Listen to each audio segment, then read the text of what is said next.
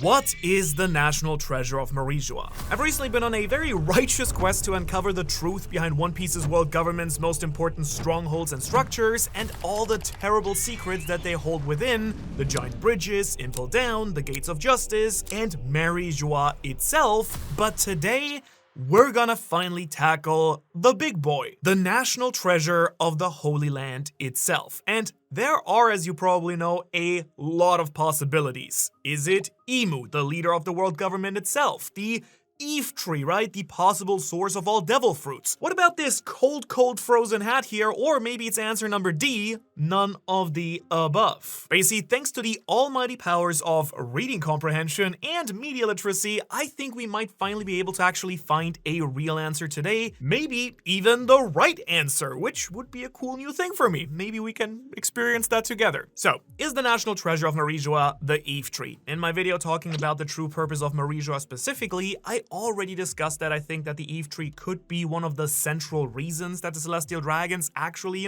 made their base on top of the Red Line in the first place. If you haven't seen that video yet, link's gonna be below, but long story short, I think that the devil fruits probably came from the Eve Tree, right? And that they get their powers because its roots are sucking up a bunch of sweet devilish energy from the Hellflame Serpent, which might be currently encased inside the Red Line itself. But while I do think that that's true, I don't think it actually lines up well enough with what we actually have been told about the national treasure from Doflamingo. I mean, we do know that the national treasure is something that Dofi discovered on Marijua that he wasn't supposed to know about, even as a Celestial Dragon, and that if he had been immortal that day already, he would have been able to use it. Now, just to be completely fair here, the one argument I guess you could make for the treasure being the Eve Tree itself is that if Doflamingo saw a bunch of devil fruits on the tree, he could have logically concluded that if you're immortal, then you could just eat as many devil fruits as you wanted and just get all those powers. But then again, you could just do that with any devil fruit and you wouldn't have to go specifically up to the Holy Land, even though they do have some pretty good ones up there, as we found out recently on God Valley. But instead, I think this is a much better place now to specify some details about the immortality surgery specifically. During Dressrosa, Doflamingo tells us that he needed this ability of the Ope Ope no Mi in order to use whatever the national treasure is. But in the official translation, this ability is actually called the Perennial Youth Operation. Now, to be clear, I don't think that this ability necessarily makes someone immortal, as in unable to ever die, but I think instead it gives them eternal youth and prevents them from aging instead. I mean, take me for example. I look no older than 8 years old, but I am extremely mortal, but I'm working on it. And all the lore that we've been getting with the Holy Knights kind of really draws a clear distinction to me between, these two things as well. The Holy Knights have the ability of immortality and regeneration. Whenever they get hit by anything, even if their bodies or their brains are blown apart, they'll just regenerate over time. But we do see many people with Imu's contracts actually aging, like Garling, who's an old man now, but was absolutely young during God Valley. However, some others, of course, like the Gorosei specifically, don't seem to age at all. Saturn looked the same 200 years ago, which kind of suggests to me that immortality and eternal youth are two separate powers which Imu can actually bestow upon his followers. Now, if that's the case, then somebody might be able to actually receive the Perennial Youth Operation and still die from things like consuming 2 devil fruits or being shot or, pick your death, right? That is one reason that I don't think the Eve Tree really works here. I mean, Dofi already has trained his own string fruit to its absolute limit, even awakening it, so would he just spend decades with his immortality carefully training each ability, even though a good hockey user could probably just bypass most of those anyways? And again, the even bigger problem we already mentioned: why even go to Marijua? Why not just, pull a Blackbeard and just collect plenty of other uber powerful fruits that are already out on the Blue Sea? I mean, for all that he knows, all the fruits left on the Eve Tree might just be jacket fruits, right? Kind of like that. So yes, while I do think that the Eve Tree is a huge part of Imu's plan and a huge part of, the One Piece world's history, I just don't think it is the national treasure that Doflamingo talked about. But speaking of Imu here, did Doflamingo just discover Imu on that day? Are they the national treasure? I mean, Imu is one of the world government's greatest secrets. No one's supposed to know about them, and when people like Wapol do discover their existence, they are hunted down until they are dead, or in Wapol's case, alive. And also, in Sabo's case, alive. And also in Vivi's case, alive, and all the people who saw Emu in God Valley, well, most of them alive, but definitely not hunted down because they saw Emu. But you get my point. If someone sees Emu, they try to hunt them down, kind of like how I once tried to spy on Oda's office and now the Viz Media agents are hunting me down.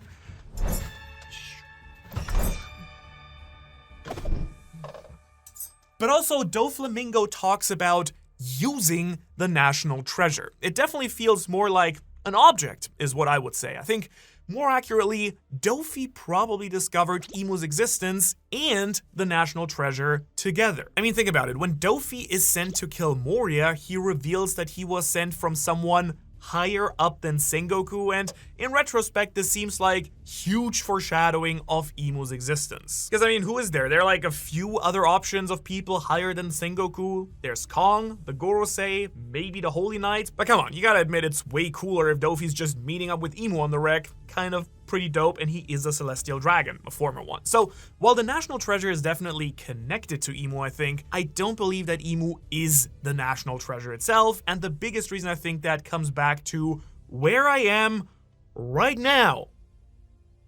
I'm in Japan, in case you didn't know. And the word in Japanese that Oda uses for national treasure is actually super important. Yes, little Japanese lesson again. The word that he uses is kokuho, and this isn't a term that's just being invented by Oda for One Piece, and he does do that sometimes, don't get me wrong, but kokuho is an actual term that the Japanese use to name its own national treasures. These are named by Japan's Agency of Cultural Affairs and include things like buildings and art that have a high historic or artistic value. From Shinto shrines to literal swords, there are tons of national treasures here in Tokyo and Japan overall, but none are people or living things. In fact, a national living treasure is a very different thing. That's a ningen kokuho, living people who master and preserve skills important to Japanese culture and heritage. Also, although they are recognized by the government agencies, they aren't actually written into law like some of the other real national treasures are. So could Oda still call Emu a national treasure for confusion's sake instead of saying a national living treasure? I mean, he could. He writes the story, but I kind of think it's very notable that he uses that phrasing specifically,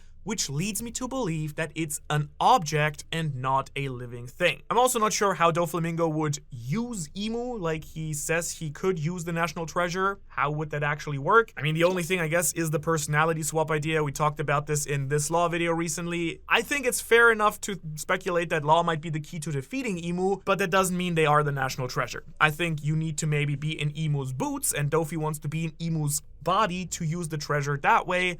That kind of makes the most sense. All right, if it's not Emu, what about the Hellflame Serpent? I mean, this ancient beast from the first One Piece world that probably remains within the Red Line or is the Red Line itself, ensnaring the entire globe. I mean, if Dofi discovered the truth about the Red Line, he could probably think of a, few twisted uses for it. I also think that the best bet for when Dofi actually found out about the treasure was when he was, 10 years old and brought his father's head back to Marijua in a very desperate plea to be reinstated as a celestial dragon. However, they didn't take kindly to that surface dweller coming back and just basically chased him off, which is ironic because they were so happy when Shanks came back. But yeah, young Dofi was basically surrounded by a mob of angry celestial dragons trying to run him out of the city, and while he was trying to avoid the people chasing him out, he must have run into a highly restricted zone probably and seen something that he was not supposed to see. As we've now seen on multiple occasions, I think, I would argue that Marijua really has a security problem and really needs to beef up its surveillance if even people like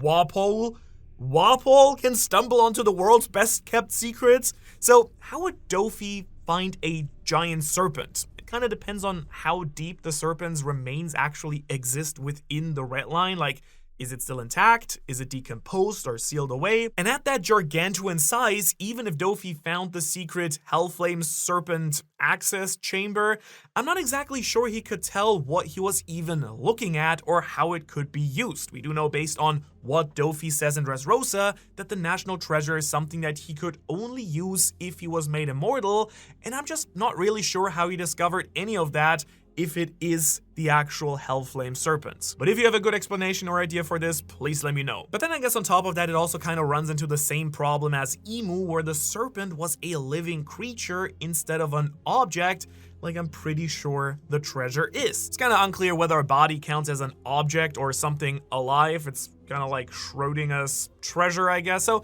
instead, let's now really get into some of the heavy hitters. You know, the things that to me personally are the most likely candidates for Marijoa's national treasure, starting with that cold straw hat that Emu got stashed in this big giant freezer. And this one really makes a lot of sense to me, I gotta say. I mean, first off, it is an object. Yay, so it does make sense with the national treasure phrasing in Japanese, you know, like legal terms. But mostly it also makes sense because it has a crazy strong connection to Joyboy and the Great Kingdom. And of course, it gets introduced with Emu together. Now, when I talked about the true purpose of Marijoa, again, this video, I speculated that it used to be the capital of the Great Kingdom and was taken over by Emu and the Celestial Dragons later on and kind of repurposed, just like how the Celestial Dragons probably took over, you know, the ancient structures like the Gates of Justice and like Impel Down. Now, if that's the case though, then the national treasure is also probably something that was originally connected with the Great Kingdom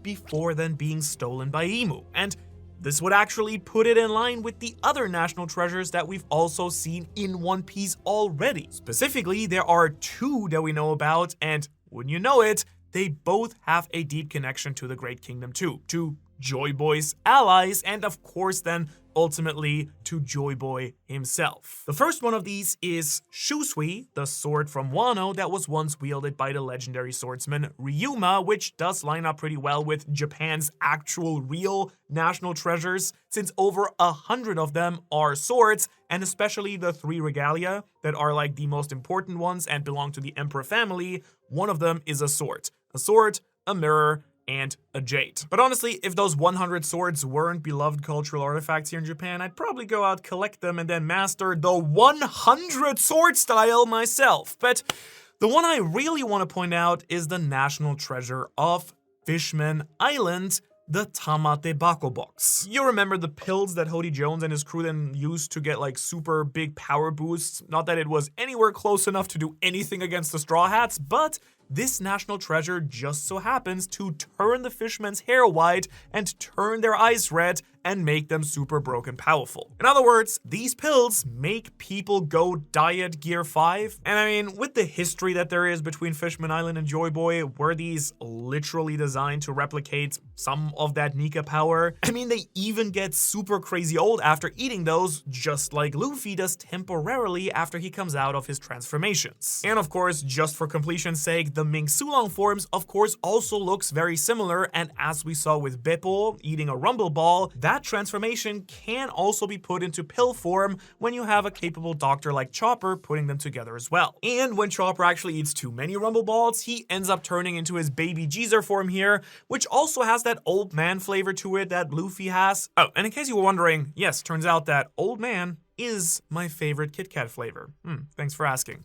The national treasure probably isn't something that Emu created, right? I think it's probably something connected to the ancient kingdom, to Joyboy, and Emu just kind of took it over. And if the national treasure works the same way that maybe the energy steroids do as well, exchanging rapid aging for an increase in power, that would line up pretty well with the fact that you've got to be immortal in order to use it. Because if the immortality surgery is actually an eternal youth operation, then somebody could eat as many energy steroids as they wanted with not ever having to face any of the, growing old and dying side effects. Or, more importantly for this video, they might then be able to use a very special straw hat that once probably belonged to no one else than Joyboy himself. When we first meet Emu, they travel down below Marijoa to this, giant freezing secret room where they visited a huge straw hat. Is this room just a memorial to Joyboy, who was probably once Emu's friend, rival, something before they ended up on opposing sides of the Void Century War?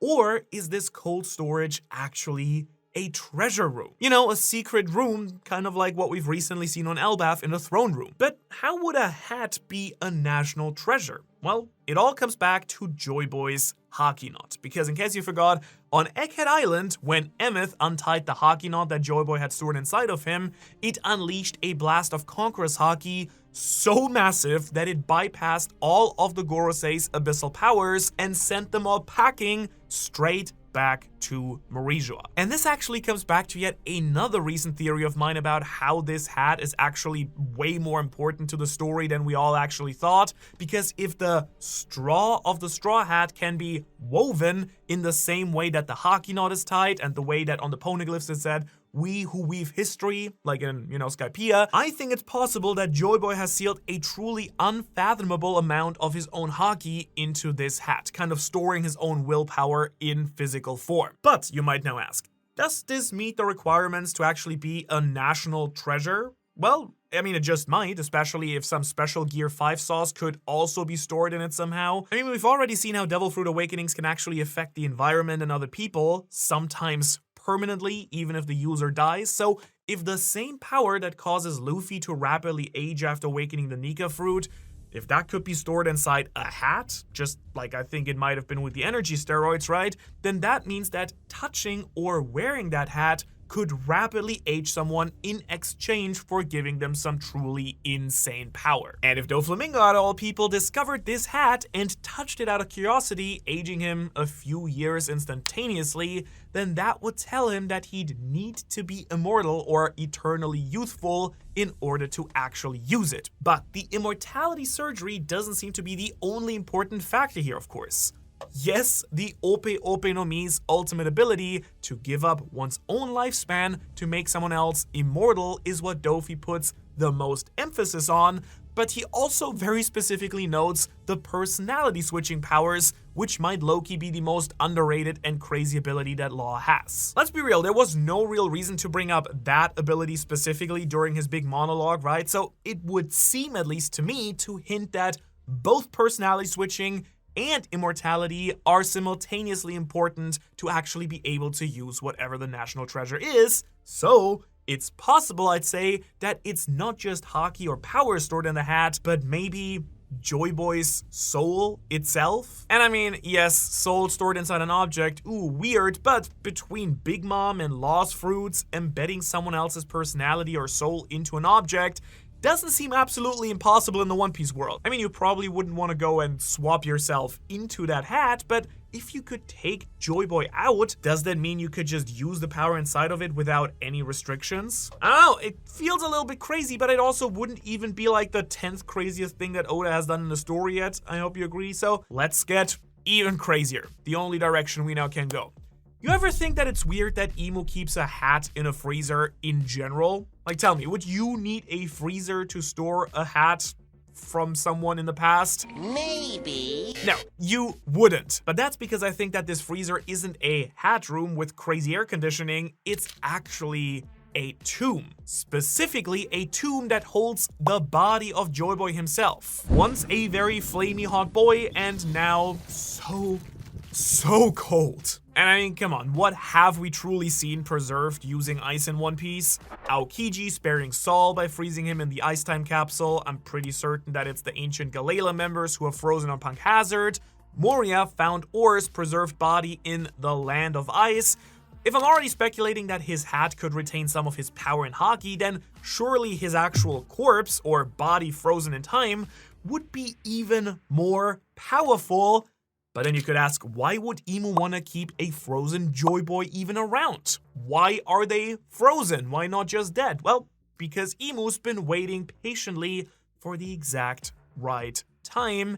800 years of building bridges, waiting for the eternal flame to be recreated by someone, thanks Vegapunk for nothing by the way, and waiting for all of the pieces to come into place in the same way that the Roger Pirates have also reached Laugh Tale, and it was too early for them. It's also been too early for Emu, I think, to enact their plan. But the clock is ticking, and the time to bring the Void Centuries War, which yes, is still ongoing, to a conclusion is almost here. And how could Emu bring Joyboy back into the picture for the Void Century Volume 2? You might love or hate this, but I actually do think that Moria is the key to everything here. Jar Jar is the key to all this. Thriller Bark has been getting the Skypiea treatment very recently, especially with all the insane reveals during Yamato's cover story that Moria is actually a member of the Kozuki clan. So Mr. Zombie's clearly got some big things coming in the story, otherwise why would Oda reveal his massive heritage now? Let's not forget that Moria had a super important interaction with Doflamingo specifically after the Marineford War. Oh, you thought I was done talking about Dofi? No way, man. All strings lead to Dofi, and I don't get to talk about him enough. This is the video. Now, somebody, probably Emu and the Gorosei, wanted Moria dead, and they sent Dofi to do the dirty work. Dofi, famous liar, tells him that it's because he's not strong enough to be a warlord anymore, but like, yes, he lost to Luffy, but that's not exactly how that system works, because when Law's warlord status was revoked, they didn't send a fellow warlord to execute him. When they got rid of the warlord system altogether, they sent Marines to arrest the warlords, not just assassinate them all right away. In other words, there is way more going on here, I think. I don't think that Dofi was just trying to kill Moria. I think he had every intention of getting the Kage Kage no Mi specifically. And the biggest clue for me here is that Dofi had the Flame fruit in his possession after the time skip. I mean, it's entirely possible that he got the Mera Mera after Ace's death rather than finding it on the black market, because he may have come prepared with fruits intentionally so he could get the Kage Kage no Mi after killing Moria. He had a fruit on him when Ace died, so bada boom bada bang, the fruit reincarnated with Dofi instead, and he hung on to it, waiting for the perfect occasion to use it, so Blackbeard might not have been the only person coming prepared to catch some devil fruits. Dofi could want the Ope Ope no Mi specifically to become immortal and then use personality switch to take the body for himself, but the world government might want the Kage Kage no Mi specifically to revive Joyboy as a zombie. Both fruits would be able to make use of the body for very different purposes. The government keeping their ancient enemy's corpse frozen for 800 years is definitely the kind of thing that would shake the world to its core, especially controlling them with the shadow fruit on their end, but that still doesn't fully explain why Dofi would think you need to be immortal in order to use it. I mean, there are a few possibilities I can see for this. On the one hand, Dofi can feel the incredible residual power coming off of Joyboy's body, even in death and frozen.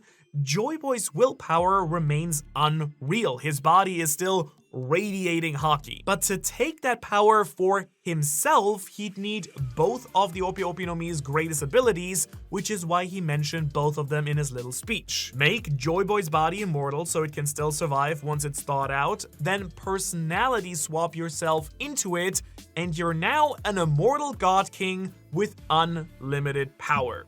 Pretty solid plan, I would say. But I think it could be even cooler than just that, because when little Dofi was sneaking around Marie-Joie, he might have accidentally run into that tomb, opened it to take a look inside, and had a full-on Indiana Jones Ark of the Covenant moment where just opening the casket already causes anyone around to get blasted by Joyboy's power. And since he was an inheritor of Nika's powers, just opening the casket had enough residual power remaining that it would age you a few years in an instant, like you ate a fistful of, energy steroids, just like I speculated a little while ago about the stuff with Fishman Island and Hody Jones. Hody Jones can be so happy to be mentioned in the video. No one even comes close to being almost as irrelevant to the story as he is, and I could not care less about him, but you made it into a video at last. Congrats. Now, if that was the case, then Dofi would absolutely know that he'd have to be immortal to actually make use of the treasure at all, because otherwise he'd just die of old age like a few moments of prolonged contact. Now, is this for sure how the national treasure works? No, of course not with theorizing, but try to tell me this is not pretty hardcore.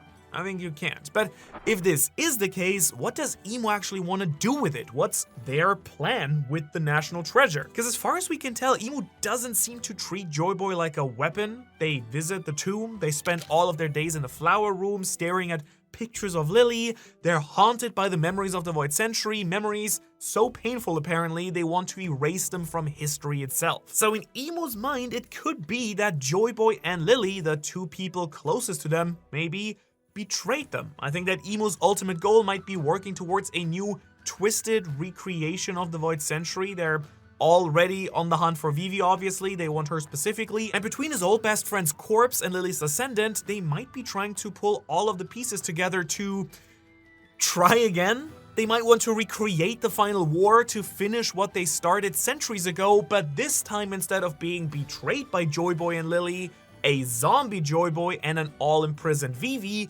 could be forced to follow Imu's exact plan this time around. Let me share something with you. For a long time now, some very strange lines from the Gorosei and Imu have kind of caught my attention, because sometimes they just do seem unquestionably evil, right? But some of the other times, they do seem somewhat committed to the stability and balance of the world. As we've heard in Vegapunk's message, there's a ton of moral ambiguity going on with the original war in the Void Century, and it's possible that from their perspective, Imu is actually the good guy here. In their mind, they're not destroying the world or enslaving it, they're just cleansing it. In my video on the true purpose of Marijua, I talked about how the Holy Knight's temple in Marijua, called Shangara, might be named after the Tibetan Buddhist spiritual kingdom of Shambhala in mythology. And if we look at the religious concept of Shambhala, it really seems like Imu is trying to make exactly that happen. It's a spiritual kingdom where humanity is ruled over by the gods, just like the celestial dragons rule over humanity right now from the land of the gods. And Shambhala is set to usher in a new golden age in which the final avatar of Vishnu will be reincarnated, Vishnu, known as the Preserver, one who preserves cosmic order. Here's a little bit of Hindu mythology for you. So, he is one of the three deities making up the so-called Trimurti. There's Brahma, the creator, Vishnu, the preserver, and then Shiva, the destroyer. Now, the other two already sound like aspects of Nika that we've heard about before, creation and destruction. Vishnu, meanwhile, sounds like Imu. The world government is always talking about preserving stability of the world, maintaining its balance, and they quite literally might be, as we talked about in this video, preserving Joyboy's body. Now, in Hinduism, Vishnu has reincarnated into different avatars throughout history, with significant ones including Rama, Krishna, and even the Buddha himself. But at the end of that age, he's set to reincarnate his final avatar, Kalki, within Shambhala, ushering in the age of truth when humanity is ruled by the gods, the most virtuous age before the dissolution of the universe. This is actually also tied to a concept, and I'm very sorry to my Indian audience, I'm gonna slaughter this word, Prakrita Pralaya. Prakrita Pralaya, which is a great reset and cleansing represented by, and you would have never guessed it, a giant freaking flood. Imu has ushered in an era where humanity is ruled now by the gods, the celestial dragons. They want to cause a great cleansing by enacting a giant flood, and the One Piece world is filled with prophecy. It's said that Joyboy will bring a new dawn. The Harley text predicts the next world, the third and then the fourth world. I think it's completely possible that Imu isn't working against the prophecy, but trying to fulfill it just in the most wrong and twisted way possible. Imu wants to destroy and recreate the world by flooding it and then rebuilding it in their own ideal image, and they may have kept Joyboy, an incarnation of Nika, the sun god of creation and destruction, to help him do just that. But at the same time that Luffy has now been kind of reincarnated as a version of Joyboy and Nika in order to fulfill this same old age prophecy, I kind of believe that Imu's working to fulfill this prophecy, but without the proper knowledge for it, rather than Luffy's, who's just a destructive force of nature, kind of unaware of the cosmic and global implications of what he's doing. So to Imu, Luffy might just be a knockoff version of Joyboy awakening his fruit, but being nothing compared to the real deal, the man that Imu once knew. And this is where the Kage no Mi really comes in. The government has never really shown interest in getting Law's fruit, ever. Imu is already immortal, whether by the Ope no Mi or by some other means connected to the Abyss or something, and they also don't want to personality swap themselves into Joyboy's body either. No, they specifically sent Doflamingo after Moria, so Imu might want to revive a zombie Joyboy in order to accomplish this great reset and usher in a new age with this giant flood. So both Imu and Luffy may be working to fulfill the same fate in extremely opposite ways. Imu forcibly returning the old Joyboy, while Luffy is of course the true reincarnation of Nika. If Imu unleashes the national treasure onto the world, the final fight of One Piece could very well be Luffy versus a reincarnated and controlled Joyboy, the battle to decide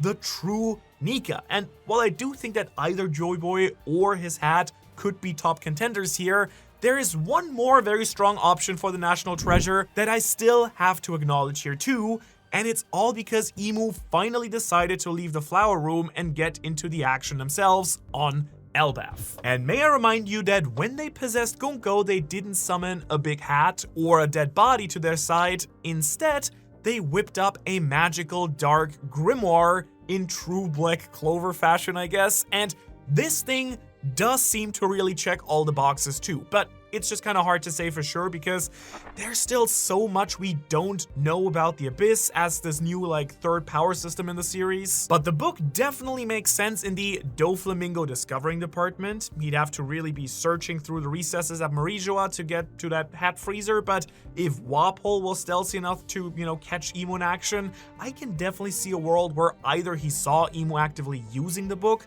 or just somehow snuck in somewhere and found it unattended and just read it because it's a book and you can just open it. And I mean, yeah, out of all of our options, a book that presumably, has written instructions would definitely be the easiest to figure out how it works. Imu's grimoire and abyssal powers in general might be a very dark reflection of Nika's sun in the same way that the Nika-based powers seem to cause rapid aging. It could be the exact same thing for Imu's grimoire.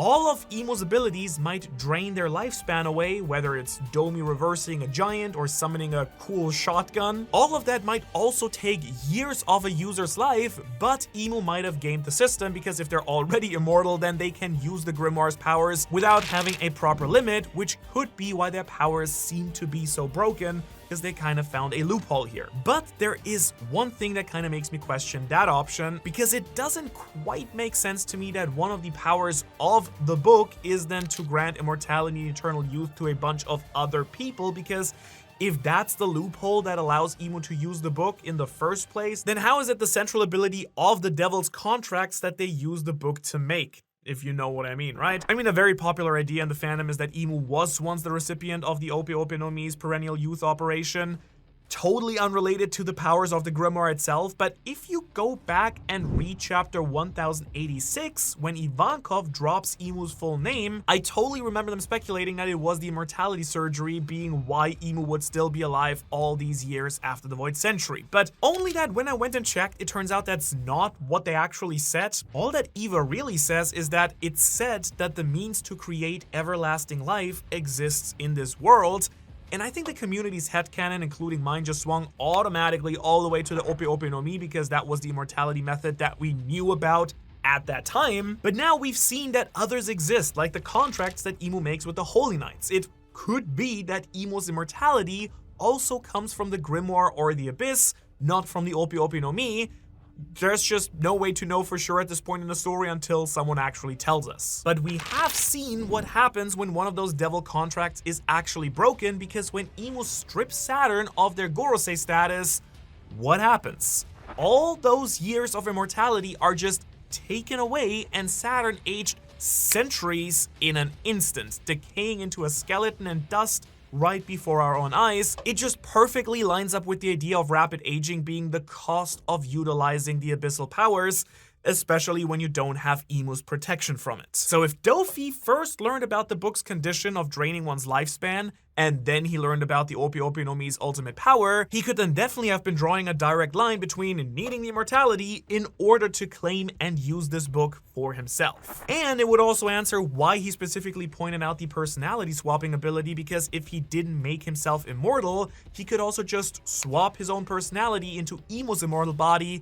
achieving the same end result. Either power could work in his favor. And then of course, it also really well meets the requirements for shaking the world to its core, because it probably wouldn't be great for the world government's PR department if everyone found out the world was ruled by a bunch of immortal demons using black, sacrilegious magic. So even though there are still some questions here, Emu's book definitely kind of ticks all the boxes to me. So what do you think? Is one of these possibilities the true national treasure, or did I miss one? What's the most likely one? Emu's Grimoire, Joyboy himself, the hat?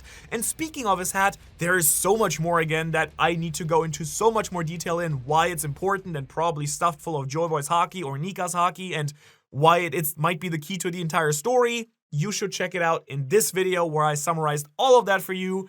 Otherwise, thanks for watching, and I will hopefully see you in the next video.